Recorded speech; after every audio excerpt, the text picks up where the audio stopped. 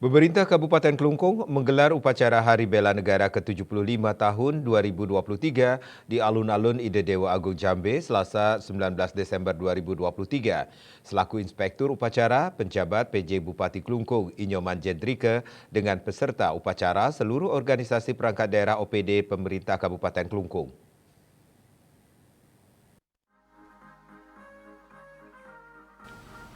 Upacara Hari Bela Negara tahun ini mengusung tema Kobarkan Bela Negara untuk Indonesia Maju. Tema tersebut diangkat dalam rangka mengobarkan semangat bela negara dan meningkatkan rasa cinta tanah air.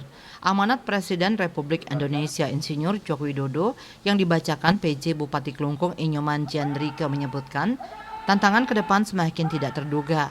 Tantangan tersebut bukan hanya menghadapi ancaman fisik, tetapi juga ancaman yang tak kasat mata. Pandemi, konflik global, revolusi teknologi, hingga krisis iklim telah membawa dampak dan risiko ketahanan negara. Jiwa bela negara sebagai pilar utama yang menjadikan kita tangguh dan cerdas dalam menghadapi situasi yang tidak menentu. Semangat bela negara bukan hanya tanggung jawab aparat pertahanan, tetapi juga membutuhkan partisipasi aktif seluruh elemen masyarakat. Ini adalah tugas bersama dalam menjaga kesatuan dan persatuan negara Kesatuan Republik Indonesia. Hari Bela Negara ini merupakan momentum bagi kita untuk bersatu dan berkontribusi positif demi Indonesia maju yang kita cita-citakan.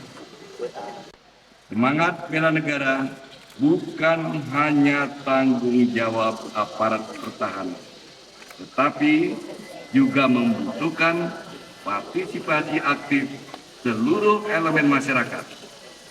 Ini adalah tugas kita bersama dalam menjaga kesatuan dan persatuan negara kesatuan Republik Indonesia.